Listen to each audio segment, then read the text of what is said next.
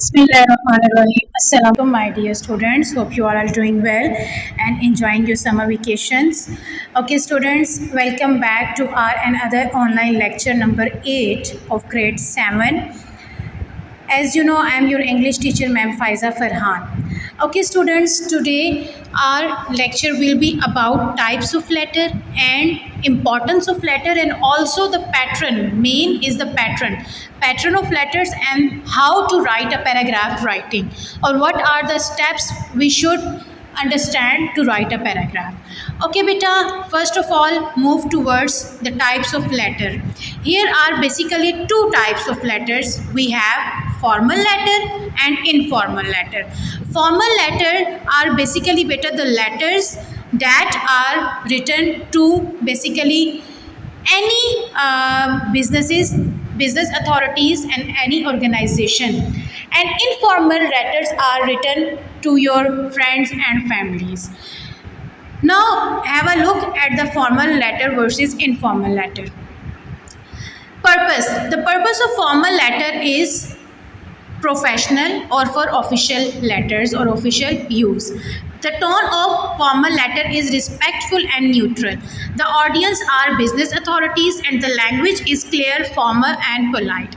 On the other hand, informal letter, it contains purpose that is personal or casual, because you are writing to your friends and family. So these letters are informal and they are in casual tone, and their tone is friendly and relaxed, and the audience are your friends and family, and the language is everyday speech.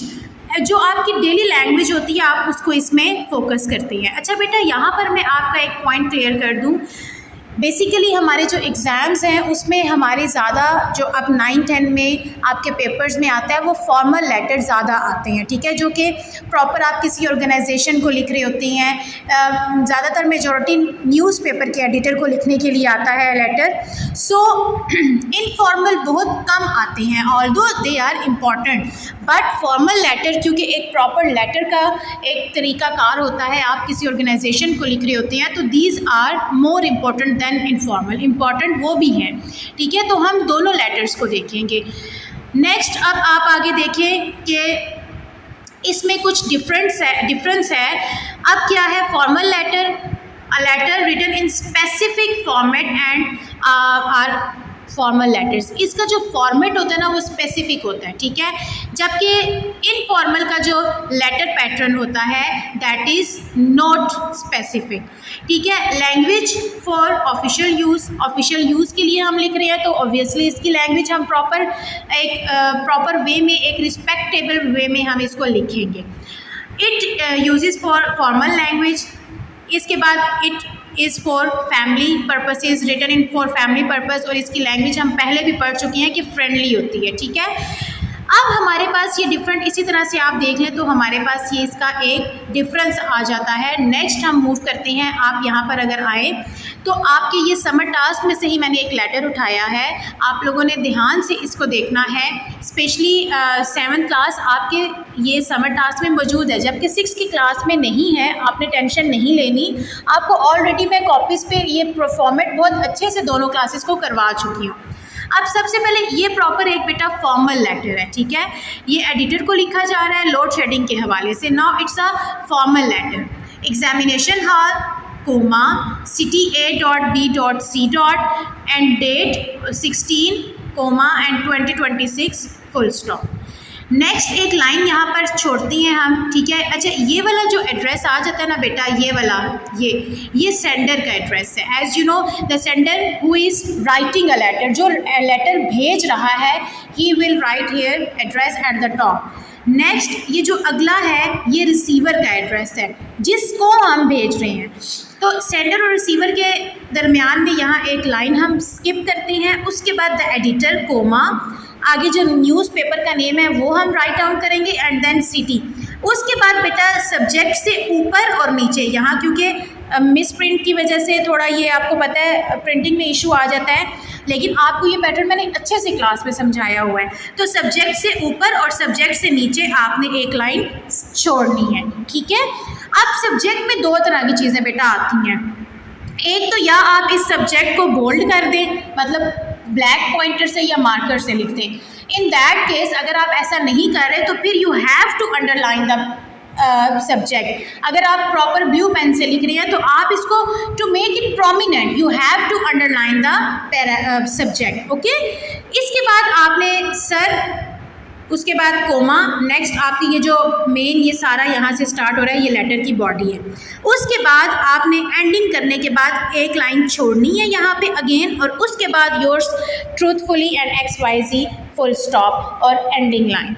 ये बेटा basically आपका formal letter का pattern है। This is the pattern of formal letter, ठीक है, ये formal आपका letter है, इसका प्रॉपर पैटर्न है। इसी तरह से अब हम होपफुली कि आपको यहाँ तक पैटर्न अच्छे से समझ आ गया होगा। अब हम नेक्स्ट मूव करते हैं बेटा पैराग्राफ की तरफ। सबसे पहले तो आपको पता होना चाहिए कि what is paragraph. A paragraph is a group of sentences that tells us about one subject और एन एरिया।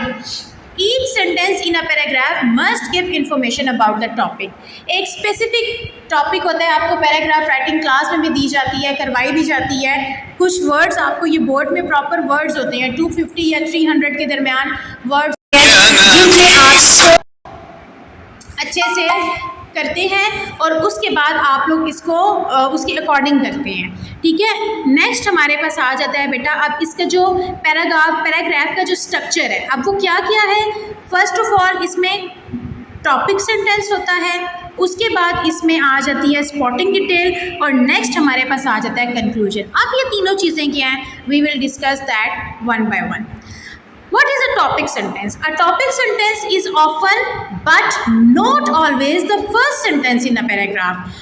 अक्सर अमूमन ये जो टॉपिक सेंटेंस होता है जिसको हम टाइटल भी कह सकते हैं, यू में से, जो कि अमूमन फर्स्ट लाइन में ही हमें पता चल जाता है कि हमें ऑथर या हमें जो लिखने वाला है वो क्या कहना चाह रहा है। समटाइम्स ऐसा होता है ना कि आप पैराग्राफ की फर्स्ट लाइन रीड आउट करते हैं, then you will be able to understand the whole paragraph. आपको पता चलता है कि अच्छा इसमें ये बात हो रही है। तो टॉपिक सेंटेंस बेसिकली वो है कि जिससे आपको प्रॉपर उस पैराग्राफ की समझ आ जाती है, और वो समटाइम्स एक फर्स्ट लाइन में होता है लेकिन ज़रूरी भी नहीं है। Next, it tells the main idea of the paragraph. ये पैराग्राफ का आपको मेन आइडिया बता देता है। It also tells what the author wants to say about the topic, ठीक है। ये हो गया हमारे पास टॉपिक सेंटेंस। नेक्स्ट अगेन ये भी हमारे पास टॉपिक सेंटेंस की ही डेफिनेशन है, ठीक है, वही सारी चीज़ें हैं। नेक्स्ट हमारे पास आ जाती है स्पॉटिंग डिटेल्स। अब spot, now the word spot means to help, help ना, टू हेल्प समथिंग, किसी की हेल्प करना, स्पॉट मीन्स। नाउ यहीं से आप अंदाज़ा लगाएं कि स्पॉटिंग डिटेल्स क्या होती हैं। Are the things that describes the main idea, that helps the main idea to modify, to make its answer clear, जो अपनी उसकी थॉट्स को क्लियर करने में उसकी हेल्प करती हैं। These spotting details make the main idea stronger, ठीक है बेटा। सो स्पॉटिंग डिटेल की आपको समझ आ गई कि what are spotting details. Spotting details are basically the things that helps और the words, the sentences that helps the main idea. किसको हेल्प करते हैं ये, मेन आइडिया। यानी मेन आइडिया हमारे पास यहाँ क्या आ गया, मेन आइडिया हमारे पास यहाँ आ गया, ये जो हमने ऊपर किसको देखा था, यस, जो हमने टॉपिक सेंटेंस को देखा था। उसके बाद नेक्स्ट हमारे पास लास्ट आ जाता है बेटा कंक्लूजन। अब कंक्लूजन क्या होता है, to sum up something, end करना, ठीक है, टू एंड समथिंग।